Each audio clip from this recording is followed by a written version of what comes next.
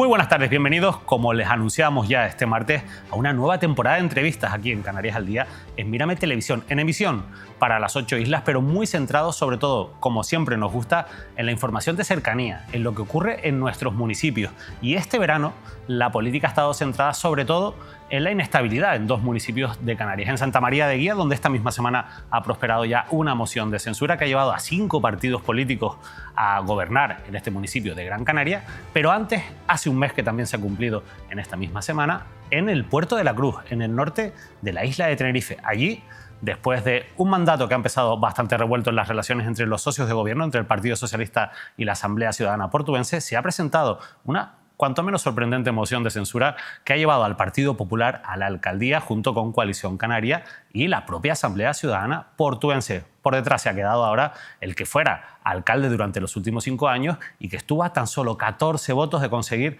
la mayoría absoluta en las pasadas elecciones municipales. Marco González, el exalcalde del Partido Socialista de Puerto de la Cruz, nos acompaña esta tarde en Mírame Televisión. Marco, muchas gracias por estar con nosotros. Muchísimas gracias a ustedes una vez más por permitirme esta ventana para contar la verdad, para compartir con los televidentes de esta a la que yo considero siempre como mi casa, ¿no?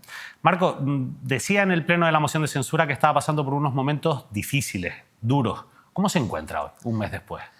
Bien, bueno, yo creo que he reaccionado de la mejor manera, apoyado mucho por el partido, apoyado por el grupo municipal, por la propia ejecutiva local y sobre todo porque al final te da o no te da la confianza, que es la propia ciudadanía de Puerto de la Cruz. No doy 2 pasos en el puerto sin recibir de personas más conocidas o menos, incluso personas que no son del puerto, ¿no? Y se dirigen pues, con todo el cariño, con todo el ánimo, con toda la oportunidad también de compartir esa incomprensión, ¿no? De cómo ha podido prosperar pese a las dificultades, no del año y 3 meses, pero sí de los últimos meses, especialmente de los que eran nuestros socios de gobierno, esa oportunidad de un tripartito, de una moción que nosotros hemos denominado antinatura porque hemos compartido ideológicamente proyectos y modelos de ciudad y sobre todo modelos de sociedad en la que dista mucho lo que las derechas portugueses, Coalición Canaria y el Partido Popular, o Partido Popular y Coalición Canaria venían gestionando Puerto de la Cruz y su forma de hacerlo, con la que en su momento fue un pacto de progreso en el 2019 y de un cambio de rumbo, pues cada uno con esas áreas, después de lo que creíamos que, a nuestro entender, era un reparto también bastante importante para la Asamblea, que había perdido confianza, que había perdido también concejales y, sin embargo, sus socios de gobierno seguían dándole 2 áreas genéricas con 2 áreas muy importantes dentro del ayuntamiento, como podía ser el empleo unido al deporte, más todo lo que era la ciudad sostenible y demás. Y bueno, y muy curioso ha sido pues, escuchar, uno sigue con fuerza y con ánimo, pero no dejo de tener mañanas en las que me levanto y sigo no comprendiendo sobre todo los argumentos que se dieron en una moción de censura porque estaban mocionando al mismo que estaba firmando. El 80% era que no salían las obras y resulta que el propio socio de gobierno y compañero hasta aquel momento era David Hernández, que es el concejal que ha tenido la responsabilidad de las obras municipales en estos últimos 5 años. Y el otro 20%, que ese argumento era el cierre de una playa, y resulta que la única persona que fue conocedora de un informe que nunca compartió y que no abrió expediente era Alberto Sebastián, que era el otro compañero de ACP, que era concejal de playas y de sanidad. Por lo tanto, 0 oportunidades para poder recriminar alguna mala gestión de las áreas del Partido Socialista. No entiende esta moción de censura, pero le sorprendió. ¿Esperaba que se llegase a ese punto? Bueno, yo siempre pensé que, viendo que David Hernández estaba construyendo un relato ficticio, poco creíble y muy interesado, anteponiendo intereses más personales que gestión municipal, hablando en su discurso de gestiones que son puramente de ámbito administrativo, como por ejemplo poner en duda la gestión del interventor municipal ante la posibilidad o no de incorporar unos créditos del ejercicio anterior y dilatando sobre todo. Ya lo hizo con el presupuesto, que costó mucho pues, aprobarlo, pero también lo hizo sobre una modificación de crédito, que eran las inversiones municipales, que llegó a firmar un 12 de julio y en apenas 10 días se celebró el pleno extraordinario donde se le puso a disposición a Asamblea el 65% de todo el dinero del remanente disponible. Por lo tanto, argumento 0. No había ningún argumento de peso, pese a ciertas dificultades, a que en la mesa de negociación se estaban aclarando ciertos elementos del documento del pacto que creíamos que no era bueno para el Puerto de la Cruz, seguir gobernando de forma no transversal en muchas de las áreas municipales por el bien de la ciudad. Y bueno, todos esos meses que nosotros ganamos intentando negociar con ACP, pues es el tiempo que David Hernández y Alberto Sebastián le dedicó a pactar con lo que hasta aquel momento eran las derechas de Puerto de la Cruz y en las que incluso llevó a los tribunales, ¿no? O sea, entiendo que mientras ustedes estaban en esa situación de un conflicto interno, digamos, intentando buscar algún acercamiento entre las dos partes, a ustedes les consta que desde ASP ya se estaba negociando esa moción de censura. Bueno, es que hay una entrevista del que ahora es alcalde, que ni siquiera fue candidato a la alcaldía, ni tampoco era el portavoz del Partido Popular, pero en una entrevista después en el que él dice que en el momento de las elecciones ya hubo pues, un café o una reunión con ACP. Eso, bueno, a nosotros nos puede hacer pensar que realmente lo que han hecho los compañeros de ACP es lo que realmente le hubiese gustado hacer desde que perdieron las elecciones en el 2023, pero que había que construir un relato para argumentar esta situación. Pero ¿no? puede ser un gesto de cortesía, oye, sentarse después de unas elecciones, a escuchar a otros partidos políticos. Bueno, yo no me senté y fui el ganador de las elecciones. Yo creo que es una cuestión de honestidad, no de cortesía.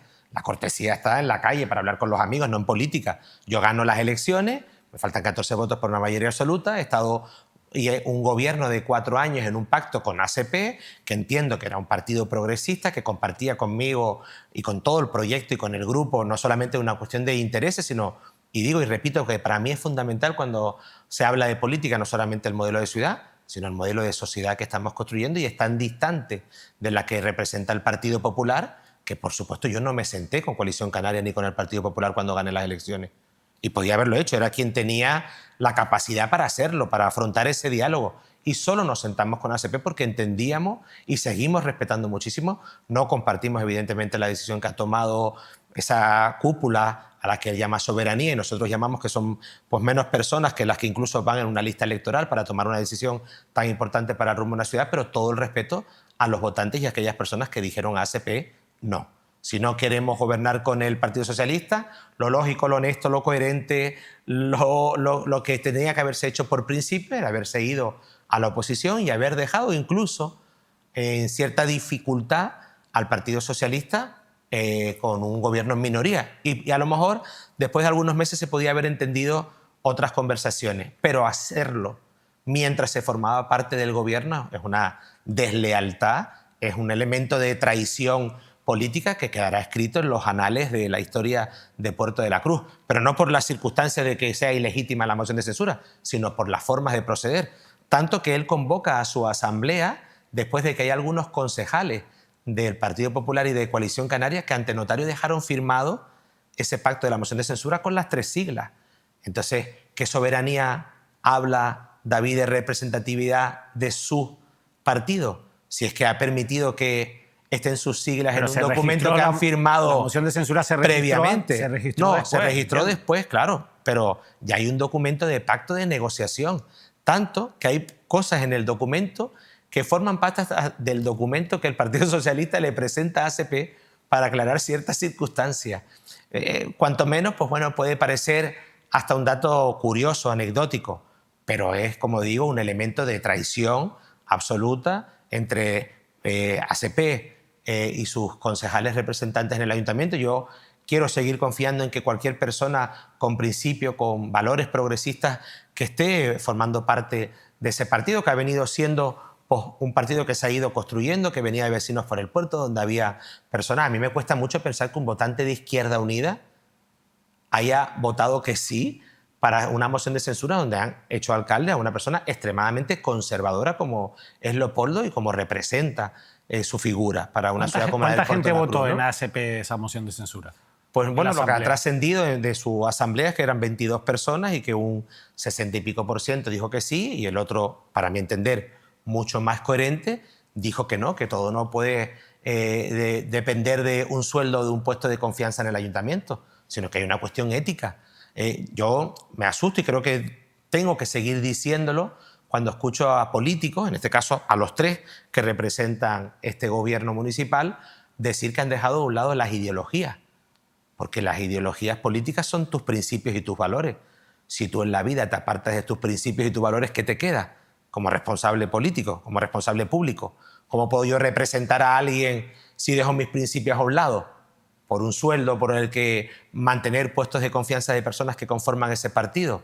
Para mí eso no tiene ninguna credibilidad y sobre todo creo que merece de un castigo electoral más del que ya tiene, porque al final no se le puede olvidar tampoco a nadie, no solamente que hayan dejado al grupo de la oposición solo del PSOE ganador de unas elecciones, sino que además conforman un gobierno 3 fuerzas políticas que son 3 fuerzas perdedoras.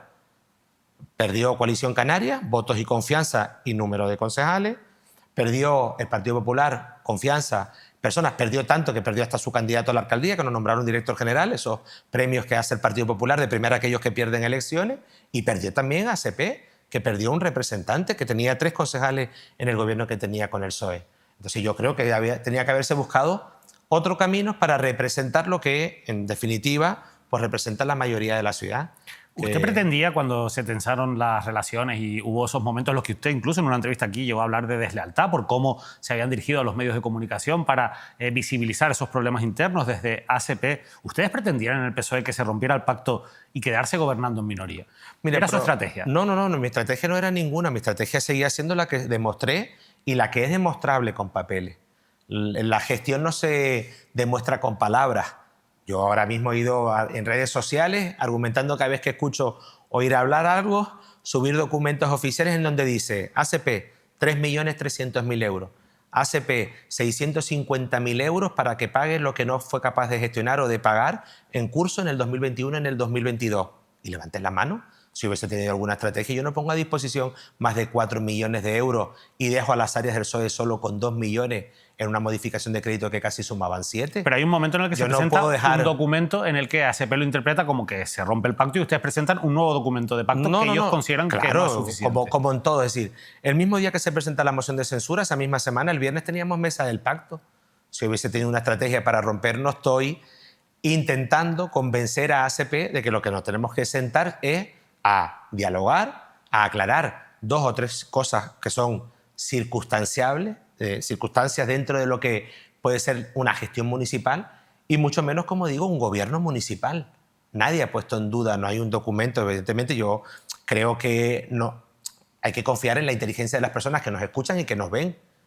Manifestar en una reunión que el PSOE había roto el pacto, es que cae de Maduro, la gente diría, bueno, ¿y qué pasa? ¿Que el PSOE es tonto? O sea, ¿cómo se van a mantener concejales, personal de confianza hasta el mismo día que se presenta la moción de censura? Nosotros hubiésemos tenido una intención de quedarnos en gobernar en minoría o de abrir puentes o conversaciones con otras fuerzas políticas, lo hubiésemos hecho en el momento en el que estábamos denunciando que no entendíamos la situación de ASP y que habían deslealtades continuas en notas de prensa, en declaraciones a medios de comunicación, que quizás lo que buscaban era que el PSOE rompiera con ASP. ¿Pero por qué? ¿Qué ganan ellos? Porque probablemente hubiesen tenido un discurso de victimismo durante estos meses y a lo mejor hubiesen recuperado los 700 votos que perdieron o el concejal que perdió. Sin embargo, lo que creo que se ha quedado totalmente desacreditado es que ni partido de izquierda, ni partido progresista, ni partido que pueda aspirar o ambicionar una mejora electoral, porque lo que ha entregado es el poder a las derechas portuguesas. Si se prescinde de la ideología, ¿por qué cree que han apoyado esta moción de censura? ¿Por una cuestión de mantenerse en el poder, de mantener un sueldo público? Esa es clara y evidente, ¿no? En la oposición no se cobra, se pasa mucha sombra. Se cobra la asistencia a los plenos y a las comisiones. No es lo mismo cobrar 2.500 euros, 3.000 euros, que cobrar 500 por asistir a un pleno y unas comisiones, ¿no? Eso es algo que tiene que valorar la propia ciudadanía del Puerto de la Cruz, pero esa es la evidencia clara. Y no solamente eso, sino es que además ASP ha conseguido aumentar una persona de confianza dentro de su equipo.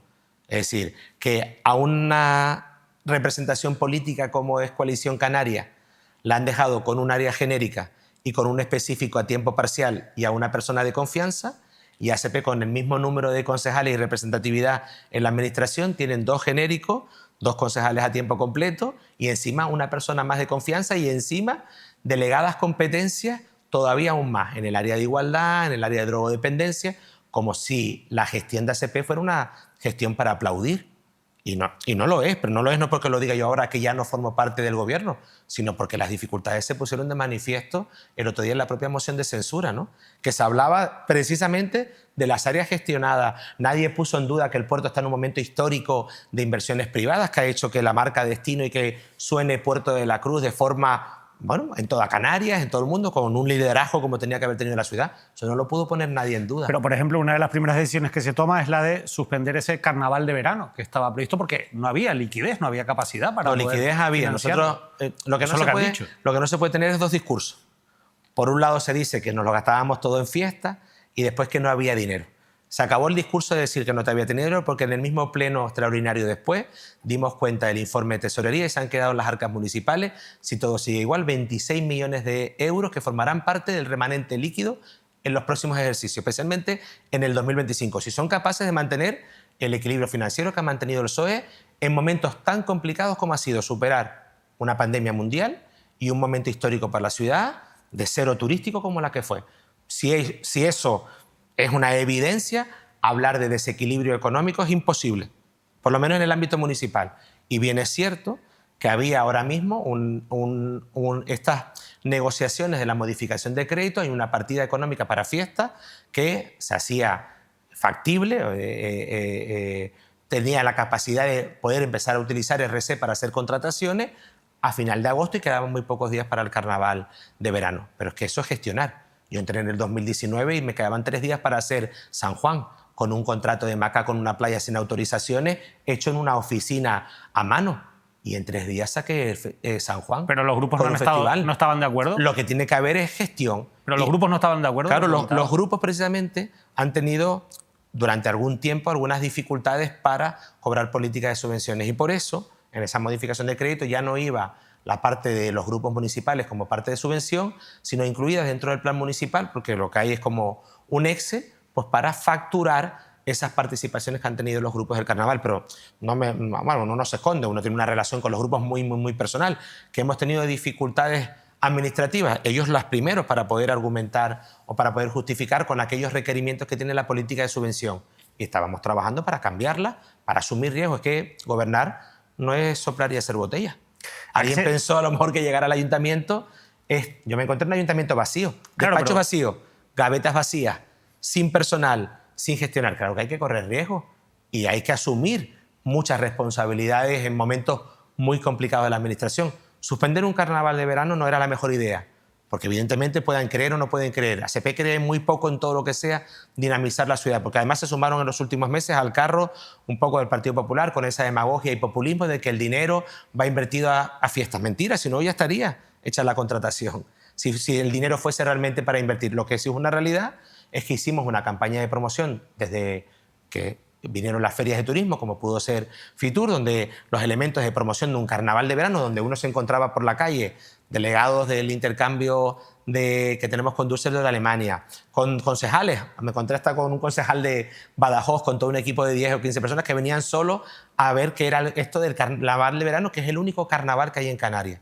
Y sabiendo además que Santa Cruz y que la Sociedad de Desarrollo ha patentado el nombre, quizás con la intención de que Santa Cruz celebre lo que en el puerto fue pionero, pues Coalición Canaria, el PP y ACP han permitido que probablemente dejemos de tener un carnaval de verano que era un incentivo más. No se celebra un carnaval de verano para ponerse un flotador y irse a una piscina. No podemos ser tan banales o ridículos para pensar que un gobierno municipal hace eso para eso. La estrategia de un carnaval de verano es único carnaval de verano en Canarias, elección del rey, el único rey del carnaval que hay en toda Canarias. Por lo tanto, un elemento diferenciador del carnaval del puerto. Pero además era el momento ideal para hacer promoción del carnaval de invierno, que durante tantos años vimos que la cosa iba un poco menguando y que después de muchos años pues recuperamos las noches, las calles, los mogollones, las galas y volvíamos a ser un referente donde todos los medios de comunicación han dado cobertura de nuevo a los carnavales del puerto, ¿no? Sin duda en verano quizás la noticia más negra para el puerto de la Cruz fue el cierre de Playa Jardín. La situación ya es complicada, no es nueva, evidentemente con ese emisario de Punta Brava, con los vertidos, la falta de control de esos vertidos que llegan al mar. Ahí también lo han puesto sobre la mesa como uno de los males de gestión de su gobierno. ¿Usted qué tiene que decir? Bueno, yo tengo que decir que somos los únicos que hemos demostrado y que hemos hecho que el Cabildo de Tenerife actúe. El Cabildo de Tenerife lo compone Coalición Canaria y el Partido Popular, y el Gobierno de Canarias también. Mire, el modelo utilizar el cierre de una playa es no tener vergüenza. Primero porque la pérdida de calidad de las aguas, nosotros teníamos clarísimo que no era una competencia de ámbito municipal. Sin embargo, el Cabildo de Tenerife, desde el momento en el que compartimos el decreto del cierre de la playa por un tema de seguridad, yo no iba a jugar con la vida de nadie, eso lo tenía clarísimo. Tuve que permitir que el informe jurídico se emitiera un decreto. No lo pude hacer antes porque no depende de la decisión de un alcalde, porque para hacer un decreto hay que tener un informe jurídico de una competencia que no es nuestra, como es la de playa, porque la costa no es nuestra, hubo que argumentarlo, y además le pedimos a Sanidad Pública que aclarara la no recomendación, porque al principio hicimos una no recomendación. Y eso solo puso en dificultad al Cuerpo de Salvamento y Socorrismo de la playa. Porque pero el saneamiento sí que nadie hacía caer. Pero el saneamiento ¿no? sí que es competencia municipal. El saneamiento municipal de lo que son infraestructuras municipales es del ayuntamiento. Lo que nosotros teníamos clarísimo es que, teniendo una estación depuradora deficitaria y por la que en el mandato de 2019-2023 conseguimos que el Consejo Insular de Agua no solamente la declarara de interés general, que lo estaba pidiendo el PSOE desde la oposición en el año 2017, sino que conseguimos que a la no acción por parte del Cabildo anterior, en menos de 2 años de gestión con Pedro Martín al frente del Cabildo, tenemos un proyecto para la ampliación de la estación depuradora, con fecha del 2023. Y tenemos partida económica consignada también desde el 2023 de 20 millones de euros para la primera fase. Luego los procedimientos administrativos y los que son autorizaciones, como es la del propio emisario. Mire, culpabilizar a la red municipal no es culpabilizar a Marco y al alcalde Marco, porque no hay ni una sola obra que haya sido de mi mandato, pero tampoco del anterior. Estamos hablando de redes que tienen 30 años. Si en vez de buscar soluciones queremos ver para detrás, lo que demuestran los vídeos, y el vídeo que estamos viendo ahora, es la inversión que han hecho todos los portuenses de 14.000 euros para convencer a un cabildo que lo único que señalaba eran los vecinos y las vecinas de Punta Brava. Porque en las primeras y en las segundas reuniones solo se hablaba precisamente de la red de saneamiento municipal, donde no hay ni una sola obra, sino mejoras. Desde que yo soy alcalde, por lo menos. 2021, mejora de la red exterior, y están ahí las pruebas. 2023, revisión y red de mejora. Pero es que además, un sistema de telemetría en las propias estaciones de bombeo para que aquellos aliviaderos que existen desde hace 35 años ahora por lo menos estén controlados telemáticamente. Y sabemos además cuándo se produce, qué niveles de contaminación tienen y cuándo no funcionan. Tanto que descubrimos que la estación de bombeo de Playa Chica y Alcaletón no tenía capacidad de ser autosuficiente eléctricamente y se hizo una P5 desde el mes de marzo. Pero también descubrimos la necesidad de tener que hacer un proyecto de bifurcación de las aguas residuales de la Vera y de las Adelfas, que el área que gestionaba el saneamiento le había pedido a Ciudad Sostenible desde el mes de abril que encargara ese proyecto, y ¿sabes quién lo firmó? Marco, siendo alcalde, porque estuvo 4 meses en el área de Ciudad Sostenible sin gestionarse. Un proyecto de ese calibre, de esa importancia, para que por lo menos la estación de bombeo sea. Y Ciudad Sostenible es urbanismo y medio ambiente. Por lo tanto, pongamos el acento en aquellas áreas que son, y sobre todo que, a fin de cuentas, de lo que estamos contentos es que la acción del Partido Socialista en el ayuntamiento ha hecho que el Cabildo reaccione, que por fin reconozca que hay una relación y que había una relación fisura-contaminación, porque esa se negaba rotundamente. Y esa podemos escuchar a López Afonso o a Rosa Dávila, que de atrevida, permíteme la expresión, ha hecho declaraciones en medios de comunicación en las que ha dicho que yo tenía conocimiento de que esta fisura estaba desde el 2020, y eso es absolutamente mentira, porque una administración superior no comunica a una inferior. Quien tiene conocimiento de que eso existe es el Gobierno de Canarias. Y que precisamente el que fue candidato al Partido Popular es el director general precisamente de Transición Ecológica. Por lo tanto, pongamos el acento donde está. Y ahora mismo, ese legado de nuestra gestión ha hecho que por lo menos el tramo del proyecto del emisario, y ahora vamos a solicitar y vamos a seguir insistiendo hasta que se declare de emergencia, porque ese proyecto está en el 2023. ¿Y sabes por qué no se ha ejecutado ni se ha declarado de emergencia? Para, sobre todo, evitar que una competencia de la comunidad autónoma, del Gobierno de Canarias y de Coalición Canaria y del PP tenga un proyecto tan importante como ese a falta de una autorización en el área de costas del Gobierno de Canarias. Y yo entiendo que Costas no te autorice un concierto, no te dé autorización rápida para pintar una fachada, pero un tramo de un emisario. ¿Alguien consciente puede pensar que esté 1 año y 2 meses para informar en el área de costas del Gobierno de Canarias? Pues eso ha ocurrido con el puerto. Así que responsabilidades donde corresponda. Y si esto lo tengo que contar, no en una entrevista, sino ante un juez, lo contaré, porque responsabilidad en el ámbito municipal, 0. Si había alguna conexión, como ahora están haciendo, porque ahora están preocupados, fueron a poner la tirita, no pudieron. Se dieron cuenta que sigue saliendo a pesar de que cierre la estación depuradora. Esa obra es del año 2000, 24 años atrás. Y hay algunas otras conexiones que pueden ser del 2009. En ninguna de esas dos fechas está Marco Antonio González. En cualquier caso, yo creo que la clave, bueno, mire lo que le ha pasado a su compañera Mari Brito, la alcaldesa de Candelaria, que está siendo procesada precisamente por una cuestión vinculada con los vertidos, en este caso el polígono industrial del Valle de Güímar. Lo que se mira, por lo menos en ese caso, lo que hemos aprendido de esa instrucción judicial, es que lo que se le pide a los ayuntamientos es que no se queden de brazos cruzados, que actúen, que pongan hasta donde lleguen sus competencias todo lo que pueden hacer. Entiendo que usted lo que viene a decir es que usted hizo todo lo que podía o lo que estaba en su mano. Claro, tenemos en el plan de cooperación, estamos actuando en la calle Nueva, estamos haciendo todas las inversiones que hemos hecho, que son obras que no se ven, a lo mejor es mucho más público, y además me atrevo a lanzar una lanza de verdad con todos los gobiernos municipales, no solamente los socialistas. El Puerto de la Cruz ha invertido mucho dinero de ese plan de cooperación cuando no era obligatorio, en dinero que no se ve. Y a lo mejor por eso no tenemos ni los polideportivos ni las asociaciones de vecinos que tienen la Rotava y los Realejos, en el que ha tenido que ser Aquaes y el gobierno y el Estado español el que ha invertido millones y millones de euros para su red de saneamiento. Los portugueses la pagamos y sacrificamos una partida económica muy importante del Cabildo que se podía haber gestionado a estas mejoras para mejorar nuestra red de saneamiento. Y no somos de los municipios ni que más pérdida de agua tenemos. Es como el tema de la limpieza. Oye, nosotros nos creímos la emergencia hídrica. Yo no sé lo que han hecho otros ayuntamientos. Nosotros tuvimos que aguantar críticas porque dejamos de baldear la ciudad. Y eso tiene un coste político, porque veníamos de haber recuperado una limpieza como nunca, de haber pagado a esos trabajadores a través de su empresa, recuperando pues también lo que eran revisiones de precios de sus facturas para que al final esos trabajadores no estuvieran cobrando 3 veces menos que cualquier otro trabajador de cualquier otro municipio. Sin embargo, oye, hay una emergencia hídrica en la isla. Nosotros hemos actuado con consecuencia. Ahora parece que no tanta. Ahora parece que se deja la conciencia de un lado. Pero tranquilidad absoluta. Y sobre todo, creo que orgullosos de la gestión, de habernos quizás enfrentado a la administración insular, porque de no estar haciendo absolutamente nada, están trabajando. Y eso es una realidad. Le acusaban también desde el Partido Popular en ese pleno de la moción de censura, en la que hubo diferentes afirmaciones, de tener abandonados los barrios de Puerto de la Cruz. Bueno, yo creo que hemos hecho, y está ahí, que hay más necesidades. Por supuesto, es que el puerto lleva décadas sin atender. Muchísimos años en el que no ha habido plan de pavimento, inversiones en el asfaltado, en mi gobierno, en nuestro gobierno, como nunca, como nunca.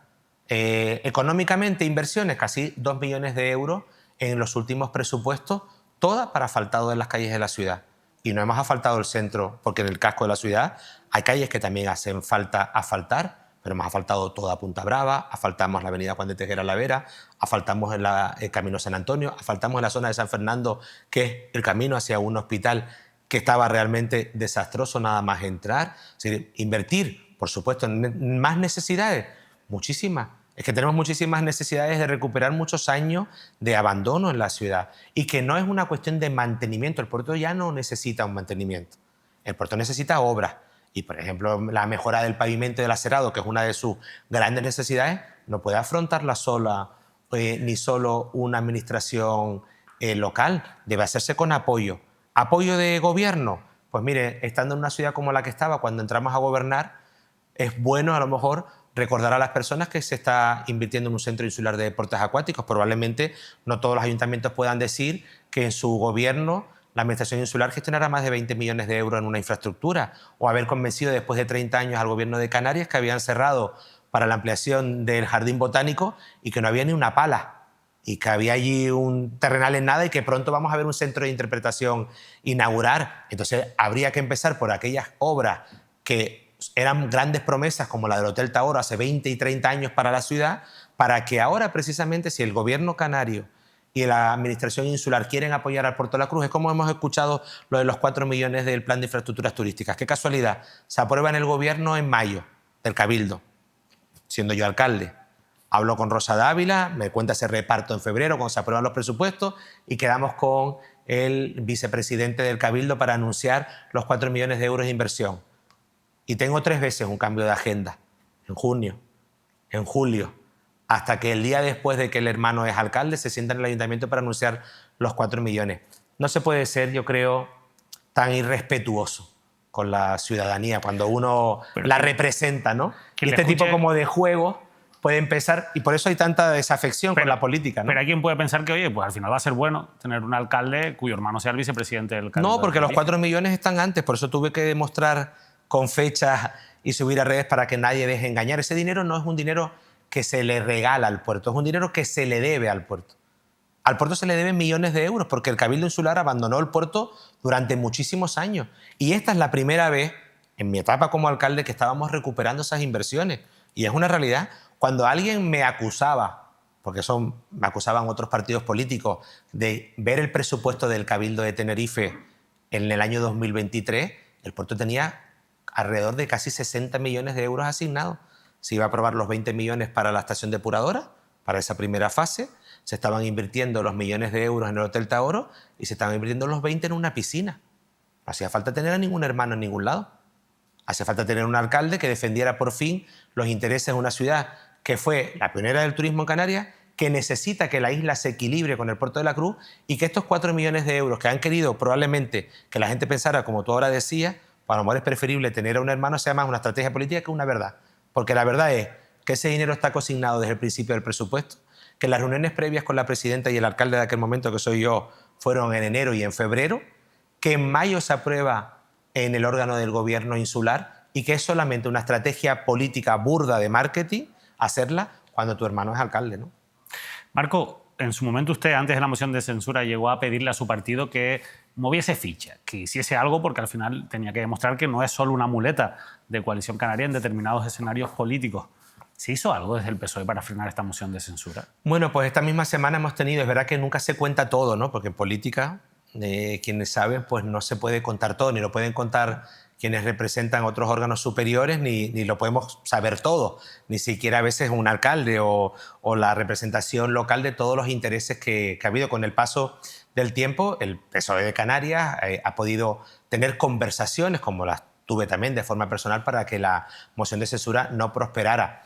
Sabíamos que esas conversaciones no llegarían a nada. ¿Con quién? ¿Conversaciones con quién? Entre ellos, entre las personas que se tienen. Los partidos tienen personas que tienen negociaciones, las tienen en el ámbito nacional, las tienen en el ámbito regional y las tienen también para ciertos acuerdos que hay en muchas agrupaciones locales cuando se conforman gobiernos. Nosotros sabíamos que era muy difícil mover el Puerto de la Cruz, pero porque Coalición Canaria tiene entregado el puerto al Partido Popular. Es como, no sé, como cuando estás en un juego y tienes la ficha ya perdida, ¿no? Pues mira, pues preferible ya esta no avanzo y que me la maten, ¿no? Porque al final es un partido, el de Coalición Canaria en el puerto, que ha perdido confianza, pero que además tiene una gestora, no tiene ni siquiera un secretario general al que dirigirte en el ámbito local, tiene 2 representantes políticos que se han visto huérfanos después de que su candidata a la alcaldía y secretaria general se fuera, primero se fuera al gobierno y después se fuera del propio gobierno y por lo tanto Coalición Canaria, y lo digo tranquilamente, tiene entregado al puerto en el Partido Popular en un pacto en el que además consolidaron un gobierno en el ámbito insular y consolidan un gobierno en el gobierno autonómico. Y puede parecer que esto es hasta un poco exagerado, pero estamos hablando del Valle de la Orotava. Manuel Domínguez del Ralejo, Linares de la Orotava, uno manda en el ámbito insular, otro tiene representación y manda en el ámbito regional, y es mucho más fácil cocinar las cosas en casa, ¿no? Pero en por lo tanto, caso, era muy insistía difícil por su partido. O sea, su partido hizo algo. Usted, por ejemplo, señalaba al municipio de La Laguna. Oye, que ahí tenemos un pacto con Coalición Canaria. Sí. Pues a lo mejor se podía haber hecho algo, tensado. ¿Se hizo algo? Sí, bueno, pues yo no puedo contar lo que hicieron los demás, pero sé que hubo muchas intencionalidades de que no prosperara. Aquí los diálogos eran convencer a CP de que no lo hiciera, y eso era muy poco probable, pero sí es verdad, y no nos escondemos, que había una ficha importante para que Coalición Canaria en el ámbito de la isla de Tenerife y especialmente en Canarias le demostrara al PSOE que no es un invitado a las negociaciones del Partido Popular en esta isla, ¿no?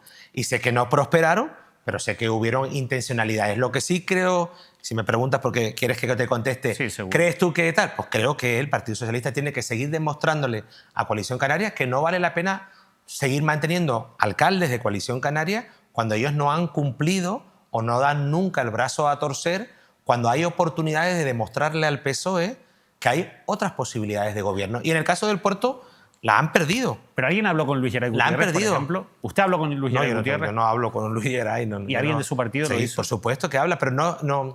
Es que las negociaciones entre los partidos no es llamar al alcalde para que deje el pacto que él ha consolidado o deje de ser alcalde por el Puerto de la Cruz. Eso no se me ocurriría, ni a mí ni a nadie del partido.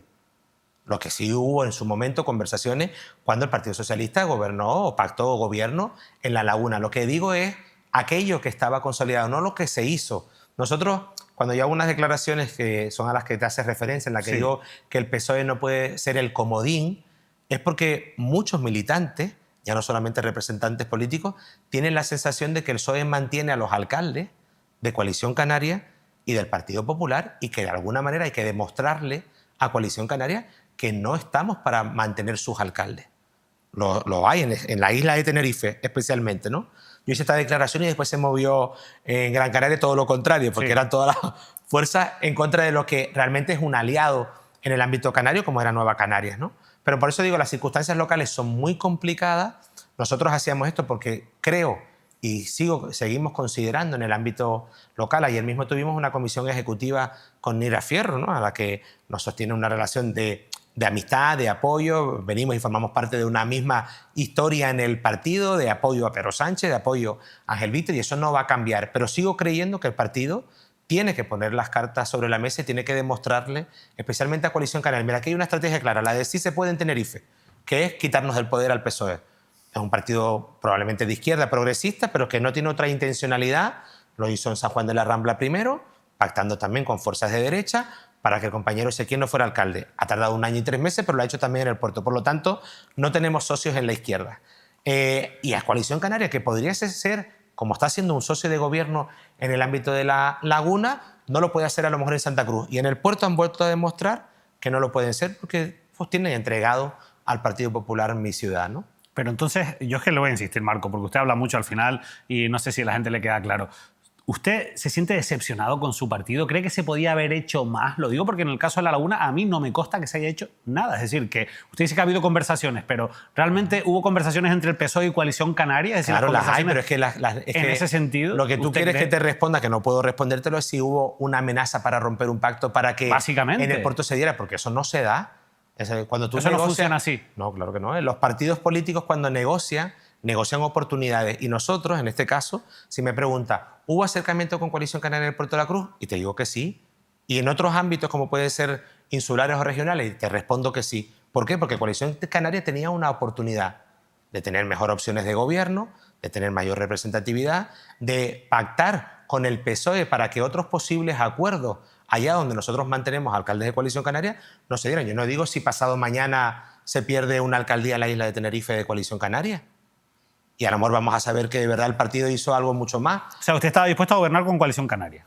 En el ámbito del Puerto de la Cruz, sí. Yo estoy dispuesto a gobernar. Nunca tengo líneas rojas. Las tenía evidentemente ideológicas con el Partido Popular y porque además no representábamos nada un partido de 10 con un partido de 7. Pero usted en esta entrevista metió a Coalición Canaria en el saco de las derechas del Puerto de la Cruz. Claro, por eso te digo. ¿Y ahí no tiene un problema de coherencia ideológica? No, pero en el ámbito de Coalición Canaria del Puerto de la Cruz es porque la Coalición Canaria del Puerto de la Cruz no existe. Es decir, ideológicamente las personas han cambiado. Por eso he empezado diciéndote, hay una agrupación local, hay dirección regional para que nosotros nos pudiéramos acercar. Piensa que Coalición Canaria ni siquiera convocó su asamblea. No hay mayor falta de respeto, por lo menos en mi partido, a la militancia, que ante una decisión de este calibre... A ver, si hay una gestora, tampoco hay mucho que convocar. Bueno, no, la asamblea es que tiene militantes, que la gestora puede haber convocado una asamblea. Lo que pasa es que no quieren hacerlo. Y si me pregunta si ideológicamente podía haber demostrado Coalición Canaria que no es un partido de derecha, ahora tenía la opción. No la ha vuelto a perder, pues seguiré hablando de las derechas portuguesas. Bueno, en cualquier caso, Coalición Canaria gobierna con el Partido Popular las principales administraciones de Canarias y al final parecía coherente que en el puerto apoyasen esa moción de censura. Quizás era menos coherente lo de Asamblea Ciudadana Portuense. Bueno, no lo es. También tenemos alcaldes en Güímar, en Arachico. Sí, también los tienen. Los tienen. En Tegueste. Vamos a tener ahora con el cambio de gobierno. Es decir, hay muchas opciones y juegos políticos en el ámbito de la isla de Tenerife y de toda Canarias, ¿no? ¿Usted está satisfecho con la posición que ha mantenido su partido? Sí, yo siempre voy a ser exigente y en esos momentos el partido y hemos compartido la voz de Puerto de la Cruz. Alzar la voz es una necesidad humana de la representación política y del momento que estábamos viviendo. Porque a lo mejor me pregunta, ¿y si el PSOE hubiese conseguido presentar una moción de censura contra un alcalde de Coalición Canaria, hubiesen cambiado las cosas? No lo sé porque no sucedió.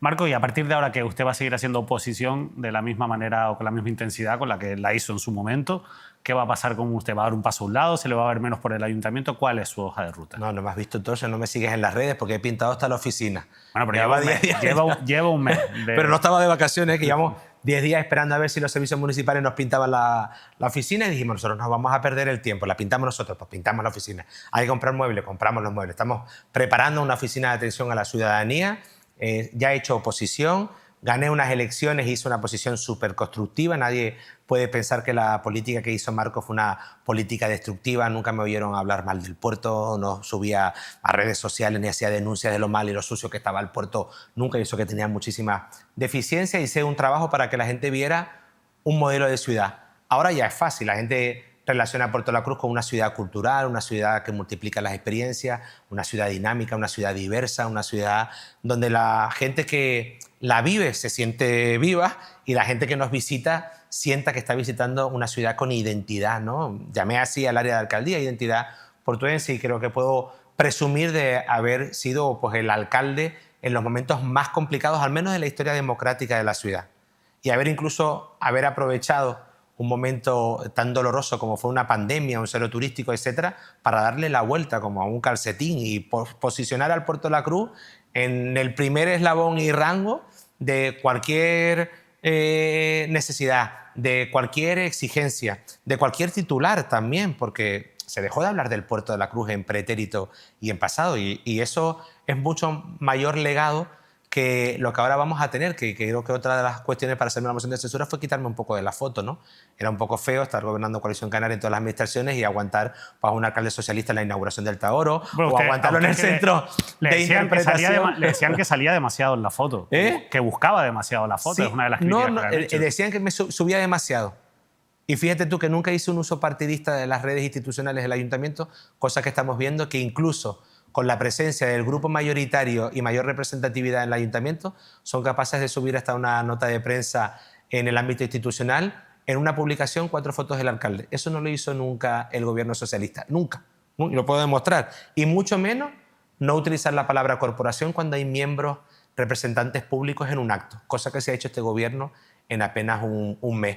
Así que una cosa es lo que se dice y otra cosa es lo que se hace. Bueno, porque para fotos la de este gobierno, porque estar publicando que se están limpiando las calles, bueno, pues eso es una cuestión ordinaria de la gestión municipal, no extraordinaria para hacer de eso una noticia. De lo que se hace, más de lo que se dice, vamos a estar nosotros pendientes, Marco, en lo que queda de mandato, que queda todavía mucho mandato y queremos ver también cuál va a ser 2 la años posición y 8 del meses, ¿no? Partido Socialista. Lo tiene contado. ¿Cree que esta nueva situación le va a ayudar a conseguir esos 14 votos que le faltaron para la mayoría absoluta en 2027? Bueno, yo siempre digo primero, si me preguntan, ¿voy a presentarme nuevo a las elecciones? Yo voy a decir que sí, pero el primer paso que tengo que dar es el que lo decida la militancia del Partido Socialista, que puede ser que no es la primera vez que hay un proceso de primarias y que puede haber alternativas en el partido, y si el partido considera que yo no debo continuar, yo hago las maletas porque a mí lo único que me espera es mi puesto de trabajo, que tengo una vez más que sacrificar para ser concejal de la oposición.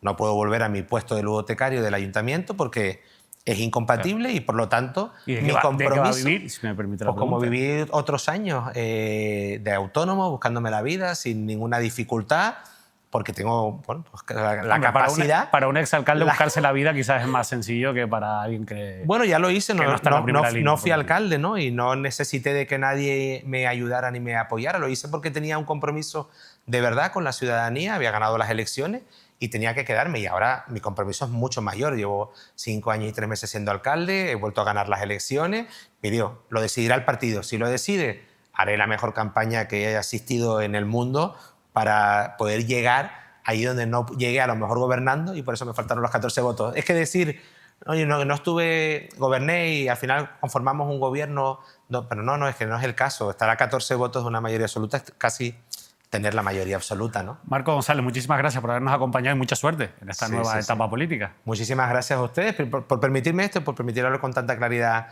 como siempre, y a disposición, que de momento tengo más tiempo que antes, así que puedo atenderles incluso mejor. Tomamos nota y nosotros, por supuesto, invitaremos también al resto de protagonistas de esta nueva realidad política de Puerto de la Cruz. Esperamos también que acepten nuestra invitación y puedan hablar, como ustedes han visto aquí, libremente sobre esta realidad, contestando a las dudas y las preguntas que nos genera, que son muchas, esta moción de censura en Puerto de la Cruz. Nos despedimos, volvemos la próxima semana con más entrevistas.